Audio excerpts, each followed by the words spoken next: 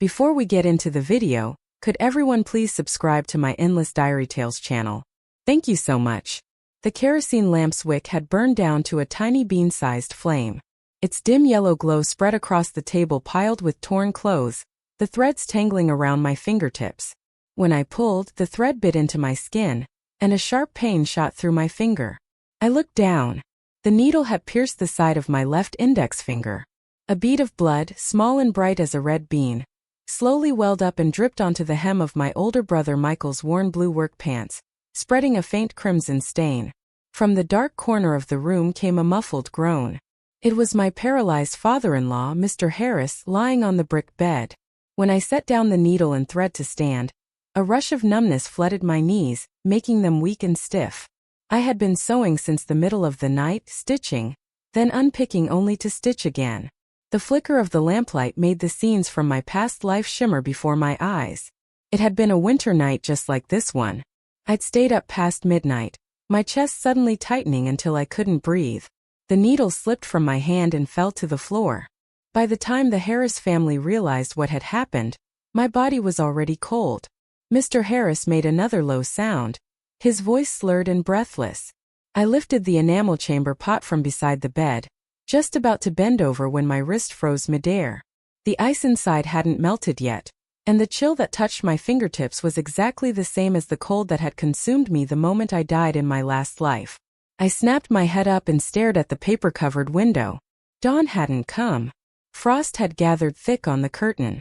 On the table, the sewing basket still held my sister-in-law's torn sleeve and my younger sister-in-law's frayed jacket. Every detail was identical to the final scene from before. I had been reborn. The blood on my fingertip was still flowing. I quickly drew my hand back and put the finger in my mouth. The metallic taste of blood mixed with the warmth of my saliva, shocking me fully awake. This wasn't a dream. The needle was still stuck in my finger. The chamber pot was still by my feet. Mr. Harris was still groaning faintly on the bed. Everything was horribly real. In my past life, I had worked myself to death for the Harris family, sewing, mending, washing, caring for a paralyzed old man from dawn till night. In the end, I died of a heart attack.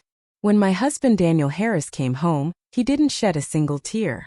Not long after, he married that salesgirl from town. This time I won't repeat the same mistake. Mr. Harris groaned again, his voice weaker than before. I took a deep breath, picked up the chamber pot and walked toward the bed. But unlike before, I didn't rush to change his bedding. Instead, I felt his forehead. No fever, just thirst. I poured a cup of warm water and fed him slowly with a spoon. My wounded finger brushed against the rim, and the sting made me wince slightly. The kerosene lamp sputtered and cracked, its wick burning even shorter. I set the empty cup on the bed's edge and sat back at the table. Staring at the pile of ragged clothes, I pushed them aside. Michael's wife could mend her own sleeve tomorrow, and Daniel's sister could fix her coat herself. From the bottom of the wooden chest, I pulled out an old cloth pouch. Inside were the few dollars I had managed to save over the years and the empty envelopes from all of Daniel's letters. In my previous life, I had believed his stories about struggling in the army, about not getting paid. Now I knew those excuses were nothing but lies. A rooster crowed outside. Dawn was coming. I tucked the pouch into my chest pocket, picked up the needle again and turned up the lamp's wick. The bleeding had stopped, leaving only a tiny red mark, like a symbol, a reminder. I stared at it, and one thought burned fiercely in my mind. In 3 days, Daniel Harris will be back. This time I won't serve the Harris family again, and I won't let him or that woman live comfortably. Everything they owe me, I'll take it back piece by piece. By the third crow of the rooster, the sky had begun to lighten. Frost still blanketed the yard, crunching beneath my feet as I carried half a bucket of well water toward the stove. When the bucket swayed, the water splashed onto the frozen ground and instantly turned into tiny beads of ice. The stove made of packed earth had cracks running through its middle. I stuffed a handful of dried corn husks inside. As I struck a match, the wound on my fingertip throbbed faintly. It was the same cut I'd gotten sewing under the lamplight last night, now sealed with a thin, tight scab. The moment my hand brushed the pot, a sharp pain shot through my fingertip. I had just poured the cornmeal mush into the big iron pot when I heard the sound of a stool scraping across the floor in the main room. My sister-in-law, Laura Harris, shuffled toward the stove, wearing a half-sleeved blue cotton jacket. Leaning lazily against the counter, she cracked sunflower seeds between her teeth and asked, "When's the cornmeal porridge going to be ready?" Me and Emma are waiting to eat before heading out for work. The seed shells she spat out landed right on the floor I had just swept clean. They stuck to her shoes and crunched beneath her feet as she shuffled around, scattering the pieces of firewood I'd neatly stacked by the stove. I didn't look up. I just tossed another handful of wood into the hearth, and the flames leapt high, licking the bottom of the pot until its iron rim glowed faintly red. "Almost," I said quietly. "Give it another 10 minutes. Laura snorted, crouched down, and stirred the porridge with the ladle. Her brow furrowed. "Why is it so thin again? Don't tell me you've been skimming off the cornmeal for yourself." Her long, sharp nails, blackened with dirt, stirred the porridge, splattering a few drops onto the back of my hand. I flinched from the burn. The same spot had already been scalded last night when Mr. Harris knocked over a bowl, and now a fresh wave of pain seared across it. "That's all the cornmeal left in the house," I said flatly. "I told Michael last time we needed more, but he said to wait until Daniel comes back." I tucked my burned hand behind my back, keeping my tone even. Laura wasn't satisfied. She straightened, planted her hands on her hips and said sharply, "Wait for Daniel? Why can't you go borrow some from the neighbors? Me and Emma work all day for the production team and come home to watery porridge like this. How are we supposed to keep our strength up?" She raised her voice on purpose, loud enough for everyone in the house to hear. From the inner room came Emma Harris's impatient call. "Sis-in-law, where are my socks? The pair I gave you to mend yesterday. I need them today." I set down the poker and went to her doorway. Emma was still lounging in bed, wrapped tightly in her quilt. Beside her pillow were piles of unwashed clothes, and 2 pairs of dirty socks lay crumpled on the floor. One of them was the pair she'd handed me yesterday, the soles worn through to a hole, and she'd insisted I mend them with new blue thread. They were still in the sewing basket, half finished. I pointed toward the corner where the basket sat, filled with Michael's torn pant legs, Mr. Harris's old cotton jacket, and right on top Emma's socks, thread already pulled through the needle, ready to sew. But Emma frowned and sat up, glaring at me. "You still haven't finished them. What were you doing all night?" "I don't care. I need them today. Sew them now." She yanked off her old socks and tossed them at me. They were caked with dirt and landed right on my freshly cleaned shoes. I bent down to pick them up, the string cutting into my sore fingertip, and felt a rush of heat rise inside me. But I forced it down. There were only 2 days left before Daniel came home. I couldn't afford to start a fight now. Carrying the socks, I went back to the stove, dragged the sewing basket closer, and was about to thread the needle when Mr. Harris began groaning again from the main room. Laura heard it too but didn't move. "Go on," she said lazily. "Bring him his porridge before he starts yelling again. His noise gives everyone a headache." I filled a bowl carefully with the thin porridge and carried it toward the main room. Just as I reached the bed, Mr. Harris suddenly reached out to grab the bowl. I wasn't ready for it. The bowl slipped from my hands and crashed to the floor. Hot porridge splashed everywhere, scalding my pant leg. I gasped, hopping from the pain. "What's wrong with you? Can't even carry a bowl of porridge, right?"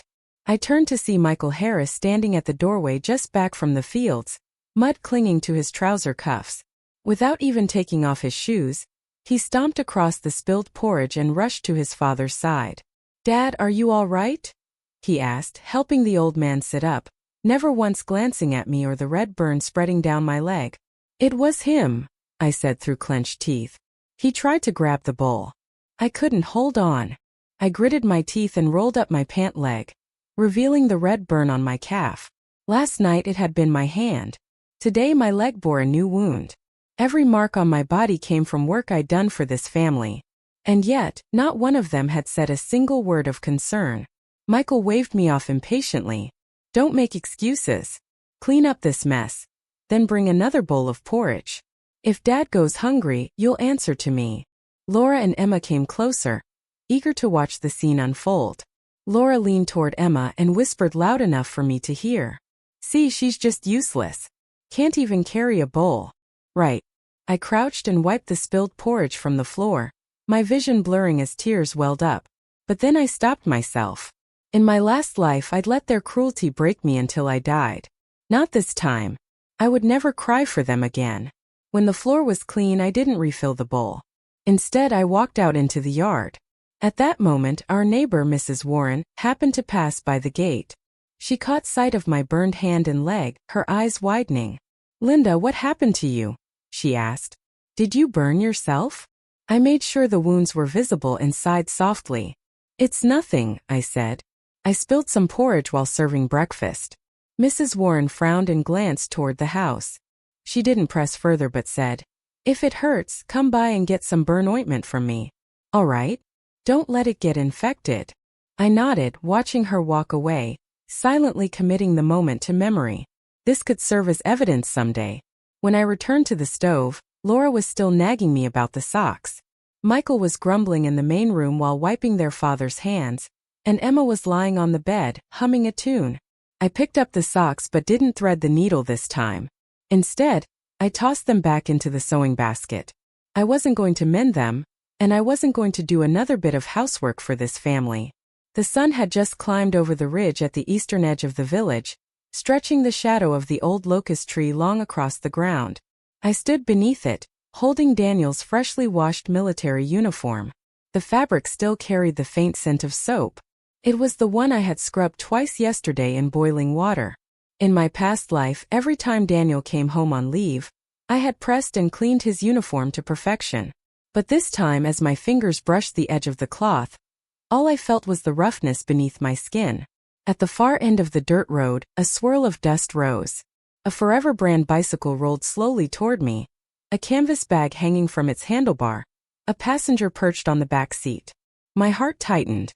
I looked up and saw the man pedaling. It was Daniel Harris. He wore his crisp olive-green military uniform, the brim of his cap pulled low, but I could still see the faint, uneasy smile tugging at the corner of his mouth. In the past, when he came home, his eyes had always been full of warmth and longing. This time I saw only hesitation and guilt. "Daniel." I took 2 steps forward, ready to call out to him when the woman sitting on the back seat lifted her head. She wore a brand new floral cotton jacket trimmed with a ring of pale pink lace at the collar. In her hand was a mesh shopping bag printed with County Supply Co-op, filled with several packs of fruit candy. The colorful wrappers shimmered under the sunlight.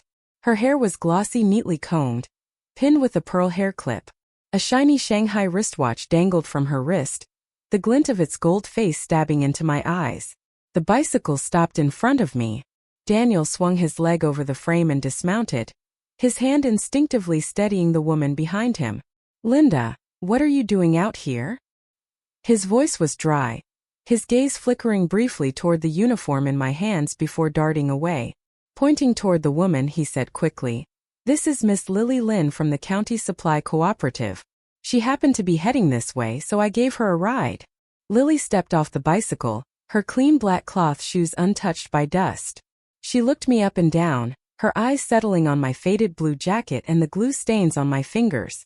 Her lips curved faintly, but she didn't speak. Instead, she reached into her mesh bag, pulled out a handful of fruit candies, and handed them toward Emma, who had just come running from the house. "Hey, sweetie," Lily said in a soft, cheerful tone. "Want some candy? It's fruit candy from the city." Emma's eyes lit up. She rushed forward, grabbed 2 pieces, tore one open, and popped it into her mouth.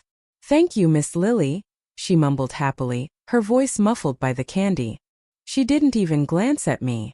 Nor did she ask what this woman was doing with my husband. She just trailed after Lily, staring in fascination at the shiny watch on her wrist. "Miss Lily," Emma said with wide eyes, "your watch is so pretty. It's from Shanghai, right? I heard those Shanghai brand watches are really hard to get."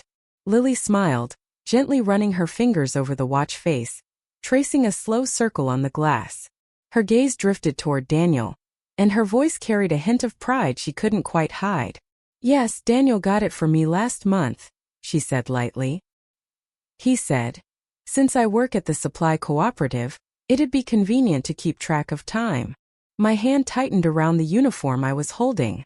My nails dug into my palms so hard that pain jolted me back to clarity. In my previous life, I had never once seen this watch. Last year, Daniel had written to say that the army hadn't paid his full allowance yet, That money was tight, that even buying medicine for his father was difficult. But this Shanghai brand watch worth at least $50 was nearly 3 months of his pay. And that floral corduroy jacket Lily was wearing, it had just come out this year at the county department store, sold by ration tickets only. And even then you had to queue to get one. How could a small-town salesgirl from the supply co-op afford that? Where did she get the ticket or the money? Villagers had begun to gather around, whispering among themselves. Mrs. Jiang leaned toward me and murmured, "Linda, who is that woman with Daniel? That's an expensive watch she's wearing. Doesn't look like just a friend to me." Mr. Li, who stood nearby with his tobacco pipe, frowned. "That boy used to be such an honest one," he said. "Now he comes back from the army with some city woman and all those candies. You don't think he's courting her, do you?" Daniel's ears flushed red as he overheard their gossip. He quickly grabbed Lily's arm and started walking toward the village. "Miss Lin," he said hurriedly, "let's go to the guest house by the entrance of the village. You'll catch a cold standing out here." He took a few steps, then turned back toward me. "Linda," he called, trying to sound calm, "just take my uniform back home. No need to wait for me. Miss Lin and I have some co-op business to discuss." "Co-op business?" My eyes flicked to the unopened bag of fruit candy in Lily's hand. Since when did the supply cooperative need candy from the city to purchase farm goods? I smiled faintly and looked at her wrist. "Miss Lin, that's a very nice watch. If Daniel bought it for you last month, that must have been right when the co-op was distributing employee rewards. Funny, I heard the co-op's benefit this year was a towel, not a watch." Lily's face went pale instantly. She yanked her sleeve down to cover her wrist and tugged at Daniel's arm. "Daniel, let's go. Don't waste time talking to her." Daniel shot me a sharp glare. "Stop making trouble, Linda. You don't understand how things work in the city. Go home and make dinner. Don't keep Dad and my brother waiting." Without another glance, he took Lily by the arm and walked quickly toward the village. Emma hurried to catch up, calling back over her shoulder, "Come on, sis-in-law. Miss Lily's going to tell me stories about the city." I stood there watching their backs disappear down the dusty road. Lily's floral jacket shimmered under the sunlight, and the wind lifted the hem of Daniel's uniform jacket, revealing a brand new Dacron shirt underneath, a shirt he'd never once mentioned to me. Holding his uniform tightly against my chest, I followed slowly behind them. Around me, the villagers were still whispering. "That city girl looks spoiled," someone said. "She and Linda won't get along." Another muttered, "If Daniel really found himself a girlfriend in town, then poor Linda's wasted the last 3 years of her life." Their words pierced my ears like sharp pins. But I didn't cry like I had in my last life. Instead, a strange calm settled over me. The fog inside me began to lift. Every question, every humiliation, every sleepless night finally made sense. At the fork in the road leading toward Daniel's family home, he suddenly stopped and turned back. His eyes flickered with unease and irritation. "Linda," he said, "don't overthink this. Miss Lin and I just work together. She's here to buy farm goods, that's all. Don't spread nonsense around the village. It'll make us both look bad." I adjusted the uniform on my arm, revealing the worn old watch on my wrist, the one my mother had given me as part of my dowry. Its numbers faded and nearly unreadable. "Daniel," I said evenly, "last year you told me your allowance wasn't enough. I couldn't even afford to buy myself a new slip," I said, my voice steady but cold. "Yet somehow you had the money to buy Miss Lily a Shanghai brand watch. If the army found out about that, don't you think that would look even worse?" Daniel's face turned the color of raw liver. "Don't talk nonsense," he snapped, reaching out toward me. "That watch, Miss Lin bought it herself. It has nothing to do with me." The moment his hand brushed my arm, I stepped back out of reach. And just then, Mrs. Warren came out of her house carrying a bamboo basket, likely on her way to the vegetable garden. Seeing the three of us standing there, she paused for a moment before walking over. "Daniel, you're back," she said, her eyes shifting toward Lily. "And this young lady is?" Daniel opened his mouth to explain, but Lily was quicker. With a bright, practiced smile, she said, "Hello, ma'am. I'm Lily Lin from the County Supply Cooperative. Daniel and I are co-workers. I came to the village to collect farm goods." "Collect farm goods? Whom?" Mrs. Warren nodded. But her eyes lingered on Lily's shiny watch and fine floral jacket before flicking briefly toward me. She didn't press further, only said, "Linda, the burn ointment I told you about yesterday. I left it on my stove. Be sure to come by and get it." I nodded as she walked away, silently making a note. Mrs. Warren was sharp. She'd seen something wasn't right, even if she didn't say it aloud. Daniel took Lily by the hand and hurried off toward the village path with Emma chattering beside them, asking questions non-stop. I didn't follow them home right away. Instead, I turned toward Mrs. Warren's house. I did need that ointment, but more importantly, I needed to ask her whether anyone in the village knew this Miss Lily Lynn and whether she was really here to buy produce. In this life, I wouldn't let myself be kept in the dark again, deceived and trampled like before. By the time I left Mrs. Warren's house with the ointment in hand, the sun was already high. The frost in the yard had melted into muddy puddles. As I approached the gate of the Harris house, laughter drifted out from the main room. Lily's laughter, light and cheerful, mingled with Emma's giggles and Daniel's occasional replies. My heart sank. I pushed the door open. The laughter stopped instantly. Daniel sat at the head of the square wooden table with Lily right beside him. She was holding an apple, slicing it slowly with a paring knife. Laura was crouched near the stove. Though she hadn't lit the fire, her eyes were glued to the apple in Lily's hand. Emma sat beside Lily, resting her chin in her hands, watching every movement as if enchanted. Not one of them even noticed me standing in the doorway. From the back room came a faint groan.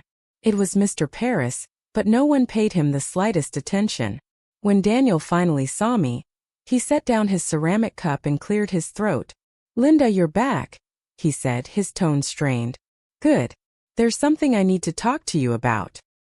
His eyes darted away from mine, and his fingers drummed lightly on the table's edge as if trying to gather courage.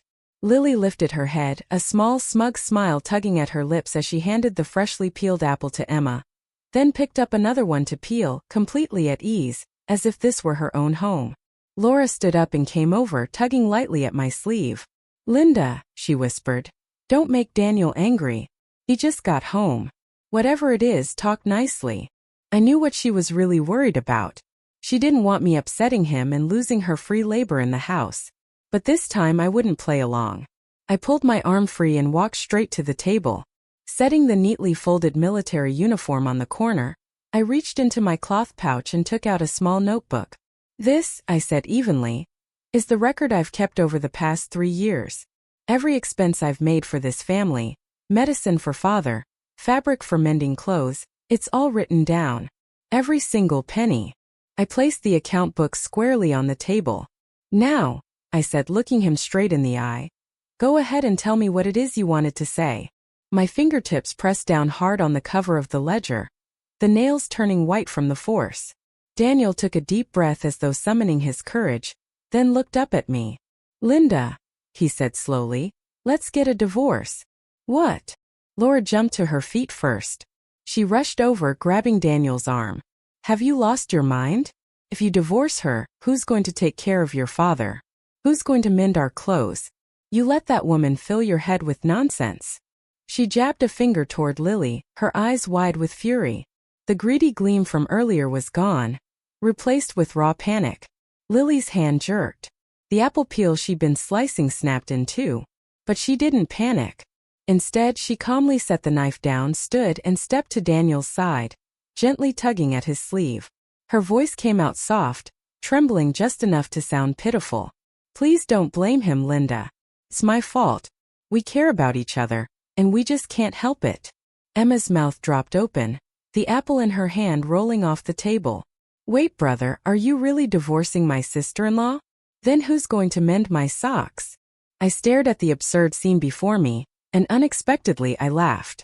In my previous life, those words would have broken me. I would have thrown myself at him, crying and begging for an explanation. But now all I felt was a bitter amusement. I bent down, opened the ledger on the table, and began to read aloud. "Last March, cold medicine for father, 20 cents.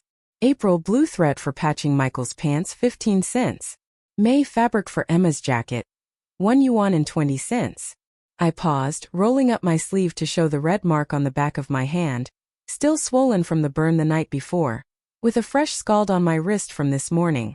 Even after applying ointment, the skin was angry and blistered. Yesterday morning when I brought porridge to your father, he knocked the bowl over and burned me. The night before that, I stayed up sewing till midnight and pricked my fingers raw. Daniel, I've cared for your father for half a year. I've mended clothes for your brother and sister for 3 years, and now you tell me you want a divorce? Fine. But I stopped, my eyes falling to the gleam of the Shanghai brand watch on Lily's wrist. The sunlight caught its metal face blindingly bright. That watch on her wrist was bought with my husband's money, and it belongs to me. Daniel shot up from his seat, pointing a shaking finger at me. You're talking nonsense. Lily bought that watch with her own money. It has nothing to do with you. With her own money? I flipped to the back pages of the ledger. Each letter he'd sent home was marked with dates and notes. Last October, you wrote saying the army hadn't issued pay yet, and that we didn't even have money for coal, so I should borrow from the neighbors. In November, you said your allowance had been cut for a mission. In December, you claimed you had to buy gifts for your superior and couldn't send anything home. But that watch Miss Lynn is wearing was bought last month. It costs 51, nearly 3 months of your allowance. So tell me, Daniel, wasn't that money supposed to be for me and your father's care? Lily's face turned pale as paper. She instinctively pulled her sleeve down to hide the watch, but it was too late. Both Laura and Emma had already seen it. Laura lunged forward, grabbing Lily's wrist and yanking her arm up, so the watch glinted in the light. Her voice rose into a shrill scream. You shameless fox. You used our family's money to buy yourself a fancy watch. Daniel, did you give her all your allowance? You wouldn't even send money for your father's medicine. But you could buy her something like this. Lily winced from Laura's grip, struggling to break free. Let go of me. I bought it with my own money. It has nothing to do with your family. With your own money? I stepped closer, pulled a folded slip of paper from the ledger, and laid it flat on the table. Then how do you explain this? It was a note Daniel had sent home through a fellow soldier last year, clearly stating monthly allowance 15 yuan to be held by the unit and issued together at year's end. I slapped the paper down on the table. 15 yuan a month saved for 6 months. That's 90 yuan total. But the year ended and nothing was sent home. Now Miss Lynn has a 50 yuan watch and a corduroy jacket worth at least 20. Daniel, tell me, where did that money come from? Daniel's face flushed purple with anger. He lunged toward me, trying to snatch the note from my hand. Stop making things up. That's fake. I sidestepped and he missed. Instead, his arm knocked into the corner of the table, sending a ceramic cup tumbling over. Water splashed across the ledger, the ink bleeding and spreading into dark stains. Fake, I said, shaking off the droplets. This ledger records every penny I've spent and Mrs. Warren can vouch for it. Last year when father had a fever, I was the one who carried him to the clinic. I borrowed money from her to pay for it. Michael's pant cuffs? I patched them 3 times using fabric Mrs. Warren gave me. Emma's jacket made from plum-colored cloth I bartered for with eggs from Mrs. Zhang. Daniel, why don't you ask your father whether I've ever neglected him? Mr. Harris began to groan louder from the heated brick bed, his hand fumbling across the blanket as though trying to speak. I walked to the bedside and lifted him gently, propping a pillow behind his back. Dad, I said softly, tell them, do I clean and care for you every day? Do I feed you every meal and give you your medicine? Mr. Harris opened his mouth, his words slurred but clear enough. Yes, Linda's good. Hearing that, Laura's face twisted, though she still refused to back down. So what if you take care of him? That's your duty. You're the Harris family's daughter-in-law. You want a divorce? Fine, but don't even think about asking for money. I smiled and set both the ledger and the folded note on the table. Yes, I'm your daughter-in-law, but I'm also my mother's daughter, not your servant. If Daniel wants a divorce, I agree. But there must be compensation. Half of his 3 years' allowance, 45 yuan. 10 yuan for father's medicine. 5 yuan for my injury and lost work. That's 60 yuan in total. And Miss Lily's watch and her corduroy jacket. Either she returns them or you pay me their worth. Lily panicked, clutching Daniel's arm as tears streamed down her cheeks. Daniel, please. I don't want the watch anymore or the jacket. Let's not fight. Okay. Her crying only made him angrier. He jabbed a finger toward me. Don't push it, Linda. 60 yuan. Why don't you just rob a bank? We're getting divorced and you're not getting a cent. Not one. I picked up the military uniform from the table and turned toward the door. Fine, I said. Then we'll take this to your unit. Let's see what your commanding officer thinks about a soldier who cheats on his wife, neglects his family, and spends his allowance on another woman. We'll see how the army handles that. Daniel's face drained of color. The army's reputation. That was his weakness. The moment I mentioned it, he froze, panic flickering behind his eyes. Even Laura fell silent, tugging at Michael's sleeve and whispering, "Maybe we should talk it over. Don't make a scene. It'll ruin Daniel's future." I stood in the doorway, sunlight spilling over me, the uniform still smelling faintly of soap in my hands. But I knew it clearly now. My ties to the Harris family had ended the moment Daniel said divorce. The 60 yuan in Lily's watch. I would get them one way or another. Daniel's face shifted from pale to blue, struggling to keep his composure. "Don't threaten me with the army," he said harshly. "This is a family matter. They won't get involved." Michael suddenly stepped forward, jabbing a finger at my face. "You're just trying to squeeze money out of us. 60 yuan, why don't you go rob a bank instead? My brother's out there suffering for the country, and you've had an easy life at home, eating, resting, doing nothing. Now you have the nerve to demand compensation." His spit flew as he yelled, his eyes sharp and wild like he could tear me apart. He was scared. Scared that if I got the money, no one would be left to sew their clothes or care for their father for free. Laura joined in, shrieking as she lunged at me. "What ledger? It's all made up. Let's see how you extort money now." Her long, sharp nails slashed toward the cover of the book. I'd already anticipated her move. The moment Laura lunged, I sidestepped and she stumbled forward, nearly falling flat on her face. "Go ahead, tear it," I said coldly, pulling another small notebook from my cloth bag and waving it in the air. "What you grabbed was the original. This one here is a copy I made long ago. It's got Mrs. Warren and Mrs. signatures as witnesses. Every record in it is true. And if you so much as try to destroy it, I'll march straight to the village committee and show the director how your Harris family's been bullying me." When Laura saw the signed copy, her hand froze midair. The shouting stopped abruptly. She knew full well that both women were respected in the village. If they testified for me, the Harris family wouldn't have a leg to stand on. Emma stood off to the side. Half an apple clutched in her hand, the earlier excitement drained from her face and replaced by unease. "Brother," she said hesitantly, "I think maybe her records are real. That plum-colored fabric I got for my jacket really was traded for eggs, just like she said." "What do you know?" Michael snapped, turning and glaring at her. "She wrote all that down on purpose just to squeeze money out of us." Seeing that the Harris family was losing ground, Lily quickly stepped forward, her face plastered with a false conciliatory smile. "Linda, I know life's been hard for you these past years," she began sweetly, "but 60 yuan is just too much. Daniel's had a tough time in the army too. Couldn't you lower your demand a little? Let's part peacefully. Stay friends." As she spoke, she leaned closer to Daniel, lightly patting his arm as though to steady him. My eyes fell on her crisp Dacron shirt, this year's newest style with delicate embroidery at the collar, the kind of thing you'd never see in a rural village. I took a step forward, fixing my gaze on her collar. "Then why don't you tell me where that shirt came from? I heard from the supply co-op that those Dacron shirts were special issue reserved only for county officials. Regular fabric ration tickets wouldn't buy one. So, how did a salesgirl like you manage to get it?" Lily's face drained of color. She instinctively crossed her arms, trying to hide the shirt's pattern. Her voice shook. "I asked a friend to buy it for me. It has nothing to do with Daniel." "Asked a friend?" I smiled thinly and turned to Daniel. "Didn't you send 2 pounds of tea and a bottle of fine liquor to the county supply office director through one of your army buddies last month? Funny.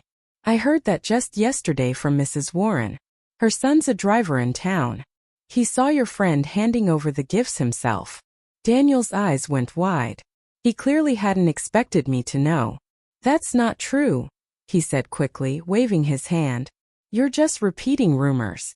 "Rumors? I stepped closer to Lily, who flinched under my stare. Then why don't you tell me the name of that friend of yours? Which friend can get their hands on special issue Dacron fabric tickets? Or is this mysterious friend actually the supply co-op director Daniel bribed? Lily's lips trembled and tears spilled down her cheeks. She clutched Daniel's arm, crying, "Daniel, I swear I didn't know it was special issue. I just thought it was pretty. Please explain to her. Please." Her crying only made Daniel angrier. "That's enough, Linda," he shouted, jabbing a finger at me. "You've gone too far. It's just a shirt. What does that have to do with you? If you keep harassing Lily, then I won't divorce you at all, and you'll get nothing. Not a single cent." I picked up the ledger from the table and flipped to the page marked debts. "Fine," I said evenly. "If you won't divorce me, then you can start acting like a husband again. Pay me back the money you owe for my father's medicine and pay 3 years' worth of living expenses you've withheld. After that, you and Lily can take turns doing the sewing and caring for him. I'm done playing the fool." Laura's eyes widened at that. She hurried to chime in. "That's right. If you're staying married, then you'd better keep doing your share." "Daniel, that's fine." "Fine by me," Laura said quickly before he could answer. "You can forget about the divorce. Just break it off with Lily. Let Linda stay to look after your dad and mend our clothes. That way everything goes back to normal." She was terrified I might actually leave, that no one would be left to do the housework. It was almost funny. She'd just been calling Lily a home wrecker. And now she was pretending nothing had happened. Daniel's face shifted from red to white, trapped between guilt and fear. He wanted to stay with Lily but couldn't bear to lose the help at home. I had him cornered, and it made him restless. Lily, seeing his hesitation, began crying even harder. "Daniel, you can't leave me. You promised. You said we'd be together no matter what." I watched them tug and cling to each other, feeling nothing. No sadness, no anger, just a quiet, bitter amusement. Then I turned toward the courtyard and called loudly, "Mrs. Jiang, are you home? I need to ask you something." Mrs. Jiang lived right next door. A kind woman known for her fairness and her dislike of bullies. I'd raised my voice on purpose. The more witnesses, the better. She hurried over, still holding a sewing basket. "Linda, what's wrong? Why are you shouting?" As soon as she stepped inside, she took in the scene. Lily crying, Daniel pacing, Laura wringing her hands, and her face tightened. "What's going on here? Why all the fuss?" Perfect timing. "Mrs. Jiang." I took her hand and pointed straight at Lily's shirt. "Didn't you say your daughter works at the supply co-op? Take a look at Miss Lily's shirt. Isn't that the Dacron special issue model the co-op reserved for county officials? Can an ordinary fabric ration ticket buy one?" Mrs. Jiang stepped closer, feeling the material between her fingers. She frowned. "This really is special issue," she said. "My daughter told me 2 of these arrived last month. Both reserved for the director. Regular ration tickets couldn't buy them. Only a note of approval from the director himself could." The moment she said it, Lily's sobbing stopped cold. Her face turned as white as paper. Daniel froze too, lowering his head and avoiding Mrs. Jiang's eyes. Even Laura and Michael were struck dumb. They hadn't expected the shirt to actually be a restricted issue, or that Daniel's connections had been used to get it.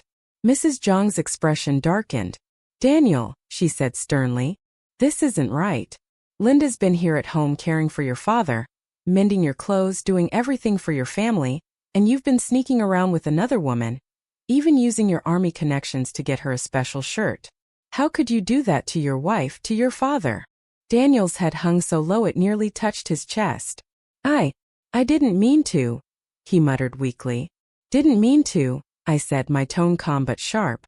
I picked up the ledger and handed it to Mrs. Jiang. "Here, take a look. Every expense I've covered for this family over the last 3 years is written there. Half a year caring for his father, 3 years of mending and working, and now he wants a divorce without a single coin of compensation. Tell me, Mrs. Jiang, does that seem fair to you?" She flipped through the pages, her brows knitting tighter with each turn. Finally, she slammed the book shut and glared at Daniel. "You foolish boy. Every number here is real. I can vouch for it myself. Do you have any idea how much Linda has sacrificed for you and your family? If you're divorcing her, you owe her compensation. And if you refuse, I'll bring this up with the village elders and let everyone judge for themselves. By then the commotion had drawn a crowd.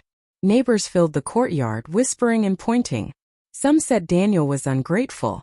Others called Lily shameless for breaking up a marriage. A few muttered that the Harris family had gone too far. Daniel's face burned with humiliation, his head dropping even lower. Lily hid behind him, trembling and silent.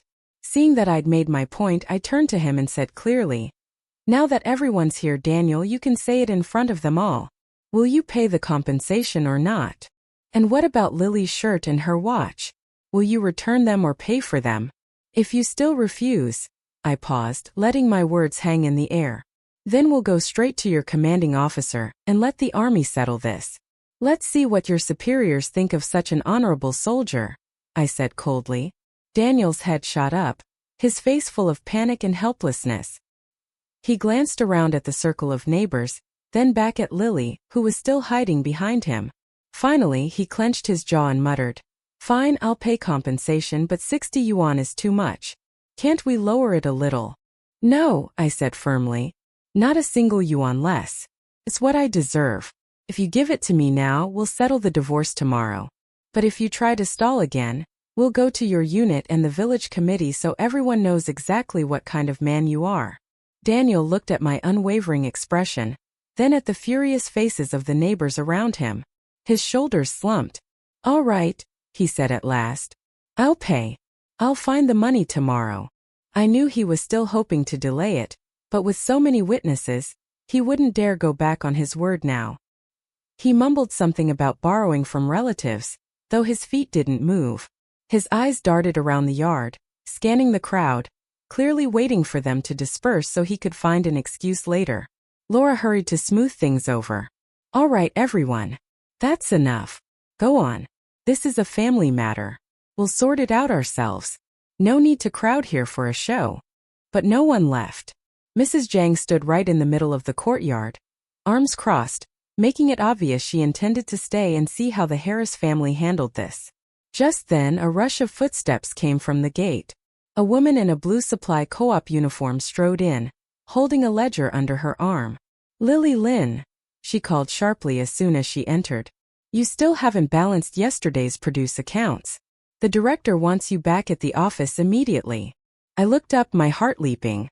It was Miss Jiang, the very woman Mrs. Dake, Warren's son, had mentioned yesterday, a fair-minded worker at the county co-op, known for her integrity and her dislike of corruption. I had asked Mrs. Warren's son to pass her a message, and I hadn't expected she'd actually come. The moment Lily saw her, her face went pale as chalk. She instinctively ducked behind Daniel, clutching the hem of her jacket with trembling hands. "Miss Jiang, something came up. I'll come back to settle the accounts tomorrow, all right?" "Something came up?" Miss Jiang stepped into the main room, her brows knitting when she saw the yard full of villagers, the ledger on the table, and the floral corduroy jacket on Lily's back. "Wait a second," she said, her tone sharp. "Isn't that the special corduroy jacket the director reserved last month? I remember he said it was for his daughter's wedding dowry. How did you end up wearing it?" Her words hit like a thunderclap. The yard erupted in murmurs. Jenong from next door stepped forward. "Wait, Miss Jiang, are you saying that jacket belongs to the director? Did Lily steal it?" Miss Jiang frowned. "Maybe not outright theft," she said, flipping open her ledger. "But when I checked the books yesterday, I noticed one of the director's special fabric ration tickets was missing. Specifically, the corduroy one. I was confused at the time. Now I see where it went. And that shirt you're wearing," she added, pointing at Lily's Dacron blouse. "The director has one just like it. It was gifted to him last month by someone from the army. Don't tell me these two pieces came together." Lily's face was paper white now. Her lips trembled but no sound came out, only frantic head shaking. "No, it's not what you think. I bought them myself. They have nothing to do with the director." "Bought them yourself?" Miss Jiang let out a cold laugh. "Your monthly salary is 18 yuan. The corduroy jacket costs 20. The Dacron shirt 15. Where exactly did you get the money? And that Forever brand bicycle you rode in on, its new stock. Only 5 units arrived in the entire county, all rationed by ticket. You don't even have a bicycle ticket. How did you buy one?" At the mention of the bicycle, Daniel's face turned ashen. He stepped forward quickly, blocking Miss Zhang's path. "Miss Zhang, this has nothing to do with Lily," he said hurriedly. "I bought the bicycle myself. The ticket came from one of my comrades in the army. It's got nothing to do with the co-op. Don't ask him. Ask this." I seized the chance, fished an empty envelope from my cloth pouch, the ones Daniel had sent home last year, and hurried over to Ms. Zhang, thrusting it into her hand. "Look at this. In October, he wrote that the unit hadn't paid allowances and they didn't even have money for coal, so I should borrow from neighbors.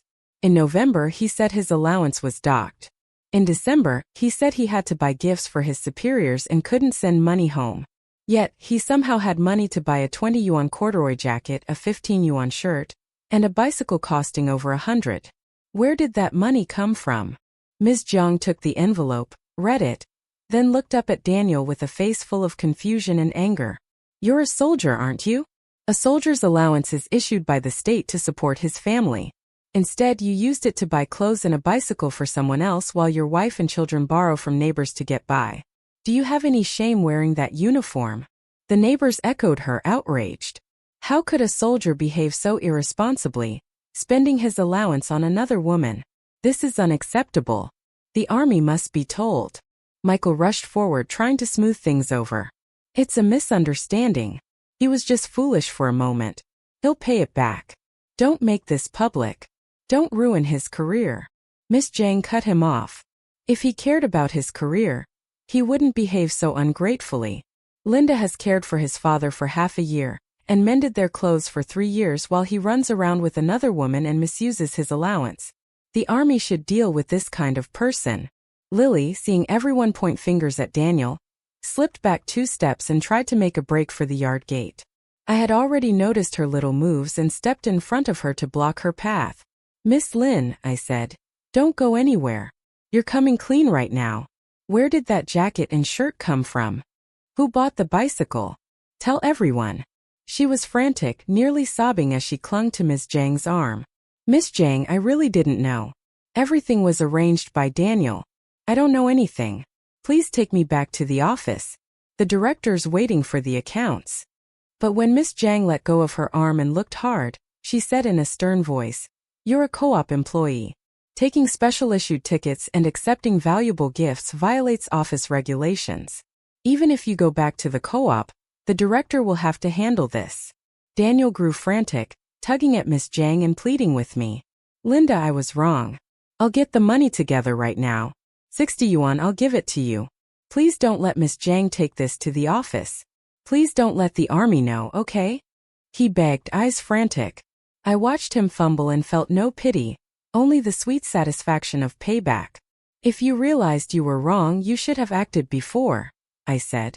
"When you were buying her clothes and that bicycle with your allowance, did you think of me or father still borrowing from neighbors? Fine. You want me to be quiet? I can be quiet, but the 60 yuan compensation must be paid today. And Lily's jacket, shirt and bicycle. Return them now or convert them to cash and give them to me, not 1 cent less." Miss Zhang stepped forward to support what I demanded. "If you return the illicit items and pay Linda the compensation today, I will plead with the director on your behalf and try to settle this within the office. But if you try to evade, I will call the army immediately."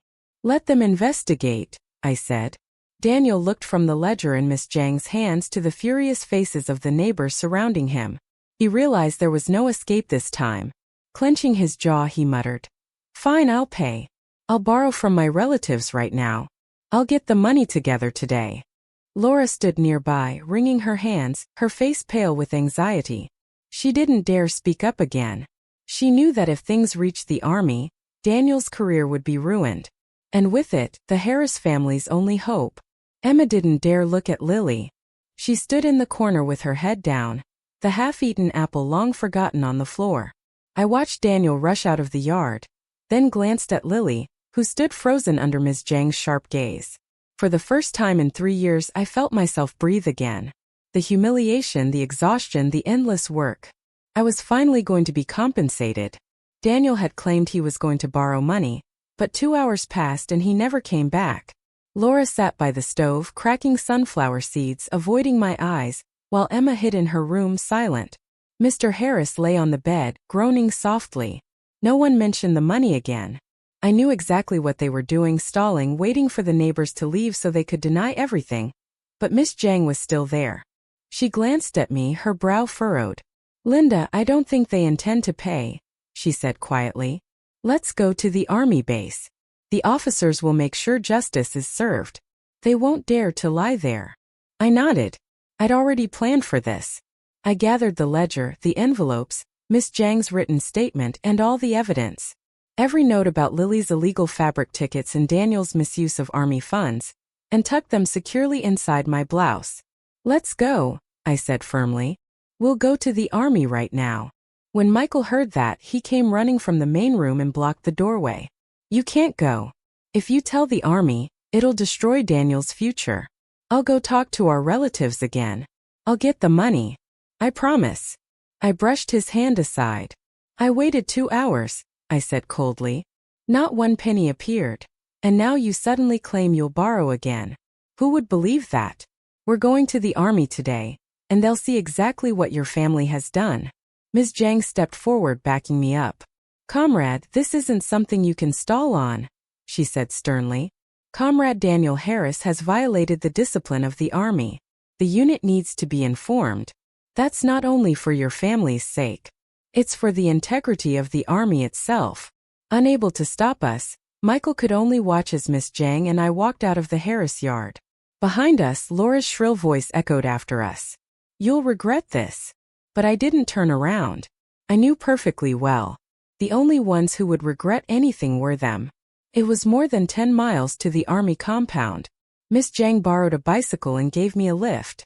The wind on the road was strong and cold, stinging my ears, but my heart felt clear and steady. In my past life I'd been too soft, too timid, letting the Harris family trample me. This time I was going to fight for what was mine and take back every ounce of justice. When we reached the gate, the guard stopped us. After hearing our explanation, he led us into a small reception room. 2 wooden desks sat inside along with several filing cabinets. A large banner on the wall read, "A soldier's duty is honor and integrity." Behind one of the desks sat Officer Wong, bent over a stack of papers. When he looked up and saw us, he set the files aside. "Comrades," he said, "what brings you here?" I laid all the evidence neatly on his desk, one item after another. The ledger, the envelopes, and Miss Jang's written statement. Pointing to each, I explained clearly. "Officer Wong, my name is Linda Harris. I am Daniel Harris's wife. He's been having an affair, misusing his military allowance to buy clothes and a bicycle for another woman while refusing to care for his paralyzed father. Now he's trying to divorce me without paying any compensation. I request that the army investigate and take proper action." Miss Jang stepped forward and added, "I'm Miss Jang from the County Supply Cooperative. Lily Lin is my coworker. She's the woman involved. She violated the co-op's regulations by using restricted supply tickets." Ms. Jang stated clearly, she accepted gifts from Daniel Harris. A Dacron blouse, a corduroy jacket, and a Forever brand bicycle. All of that is true, and I can testify to it. Officer Wong flipped through the ledger, then examined Ms. Jang's written statement and the empty envelopes Daniel had sent home. His expression darkened. Finally, he turned to the soldier standing by the door. "Go find Daniel Harris," he ordered. The soldier rushed out. Within minutes, Daniel entered the room behind him. When his eyes met mine and then Miss Jang's, his face went pale, panic flickering in his gaze. "Comrade Harris," Officer Wong said, pushing the ledger toward him. "Are these reports true? You've been accused of having an affair during your marriage, misusing your allowance, and neglecting your family responsibilities. Are any of these false?" Daniel shook his head quickly. "No, sir. It's all a misunderstanding. This is just a family conflict between me and Linda. There's nothing improper between me and Lily Lin. We're just friends. I haven't misused my allowance. I've sent everything home." I pulled the envelopes from the table and placed them right in front of him. "You wrote these letters yourself. In October, you said your allowance hadn't been paid. In November, you said it was docked. In December, you claimed you needed to buy gifts for your superiors. Every excuse ended the same. No money sent home. But if that's true, then where did the money come from for the 20 yuan jacket, the 15 yuan blouse, and the 100 yuan bicycle? My father and I borrowed from neighbors just to survive. How do you explain that? Miss Jiang stepped forward, her voice firm. And Lily's special issue jacket and Dacron shirt. You got the tickets through personal connections. The bicycle was also your purchase. Have you forgotten what you admitted in front of the entire village just this morning? Trying to deny it now is useless. Daniel's mouth opened and closed, but no words came. His hands twisted the hem of his uniform, sweat beading on his forehead. Officer Wang studied him quietly, then reached into a drawer and pulled out a thick manual, the Military Code of Conduct. He flipped it open and slid it across the desk toward Daniel. Read it for yourself, he said. A soldier must not commit adultery while married. A soldier must not misuse his allowance. A soldier must provide for his family. Which of these have you followed? The lightest penalty is an official demerit. The harshest is dismissal from service. Think carefully. Dismissed from service. Daniel's face went chalk white. His knees buckled and he collapsed into a chair. His entire body trembled. The army. His career was everything to him. The thought of losing it broke whatever pride he had left. Officer Wang, he stammered, his voice cracking. I was wrong. I know I was wrong. I shouldn't have cheated. I shouldn't have used my allowance that way. Please, I'll make it right. I'll pay Linda the 60 yuan today. I swear. Just please don't expel me. Please don't report this to the higher-ups. Officer Wang regarded him sternly. It's good that you finally understand your mistake, but understanding it isn't enough. You must face the consequences. First, you will immediately pay Comrade Linda Harris the 60 yuan compensation and settle any unpaid household support. Second, you'll cooperate fully with the county co-op to return the misappropriated goods and accept their disciplinary process. Finally, the army will conduct an internal investigation. Your punishment, whether it's a formal demerit or dismissal, will depend on your conduct from here on. Daniel nodded frantically. I'll cooperate. I'll gather the money now. 60 yuan. I'll pay it all and I'll speak to Lily. She'll return everything. Officer Wang turned to me. Comrade Linda Harris, he said, his tone softening. Do you have any further requests? The army will try its best to help resolve this matter. I looked at Daniel, the man who once let me slave for his family, who had turned cold the moment I fell ill, now slumped, humiliated and defeated. I felt no sympathy, no bitterness, only relief. I don't ask for anything else, I said calmly. Just that he pays the 60 yuan compensation and signs the divorce papers. After that, I'll have nothing more to do with him or his family. Officer Wang nodded. Understood. The army will supervise this. They'll make sure you get the compensation and that the divorce is processed properly. After leaving the base, Daniel didn't dare stall any longer. He hurried to borrow from his comrades and within a short while had scraped together the 61. His hands were still trembling when he handed it to me. Miss Jiang also had to return to the co-op. She told me the director there already knew and would confiscate the illicit items, downgrade the offending employee to temporary status, and notify the office. Don't worry, she said. I took the 60 yuan and held it in my hand. The bills were warm but my heart was calm. Those 60 yuan were compensation for 3 years of my youth and labor, and the start of my freedom from the Harris family. Daniel followed behind me with his head down, no longer arrogant. I glanced at him once. Tomorrow morning, we'll go to the civil affairs office and sign the divorce papers. Don't be late, I told him. He nodded and walked back toward the village in silence. The sunlight felt warm on my face, and I knew that from tomorrow, I would no longer be a Harris daughter-in-law, no longer forced to mend their clothes or care for a paralyzed father. I could have my own life.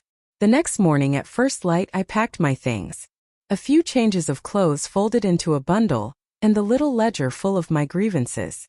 When I entered the main room, Daniel was already sitting at the square table, his face sallow and his eyes bloodshot. Obviously he hadn't slept. Laura stood by the stove, clutching an apron, glaring at me without daring to speak.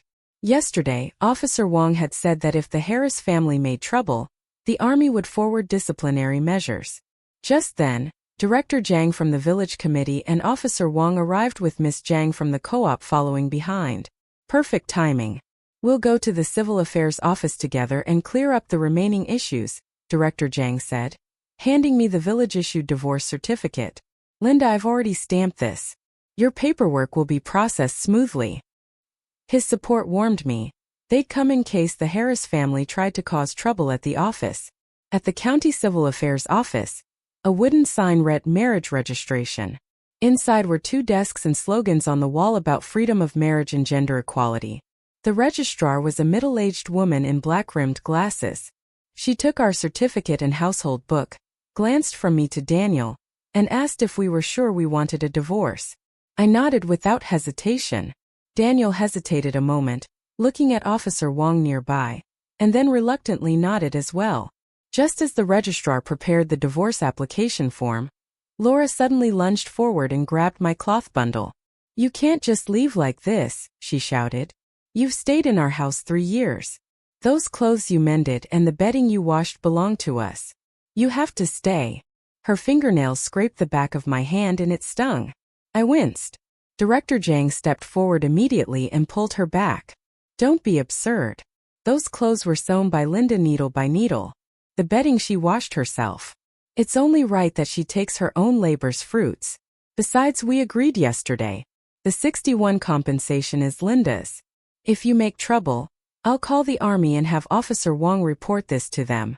Laura froze, her fingers loosening, but she still muttered. "Who says she can just go? She's an outsider." "Whether you think she's an outsider or not doesn't matter," I said, shifting the bundle closer behind me. "Registrar, please finish the paperwork quickly. I have other things to do."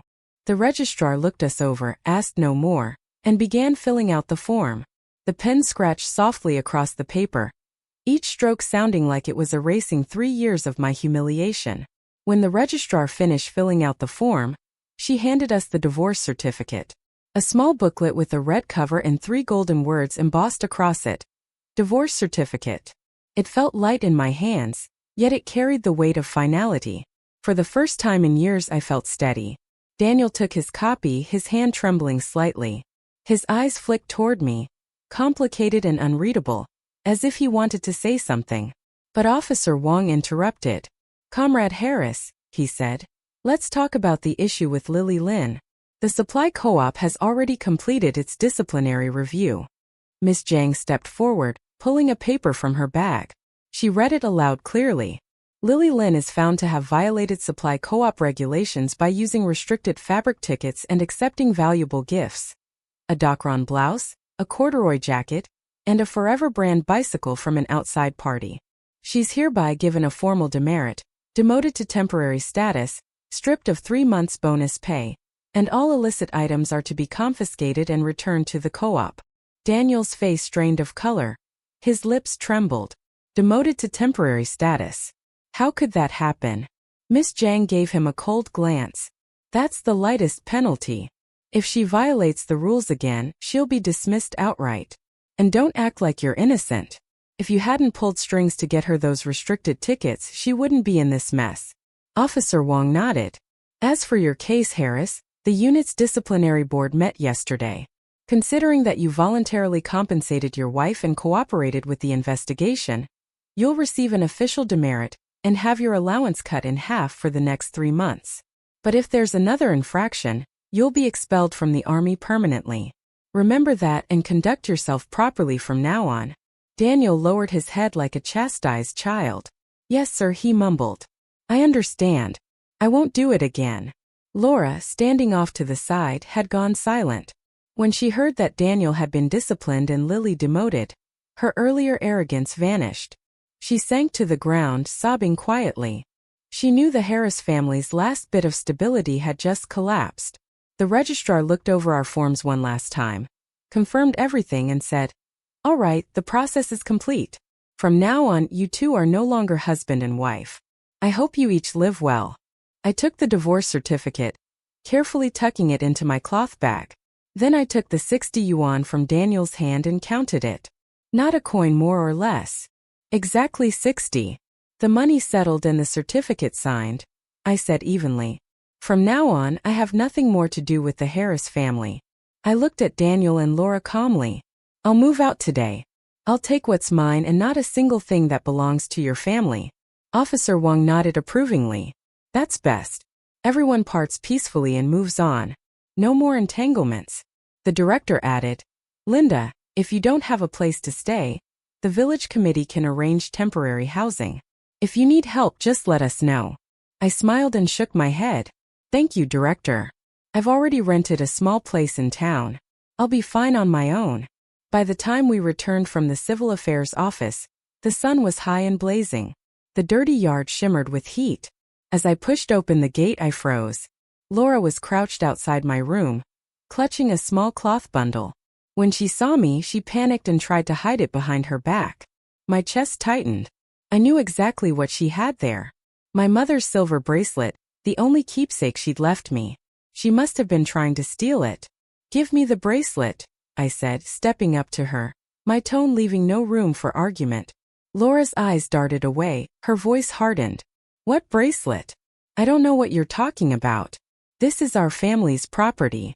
You're an outsider, Laura snapped. What right do you have to take it with you? Before I could answer, Mrs. Wong came in from outside carrying a bamboo basket filled with freshly steamed buns.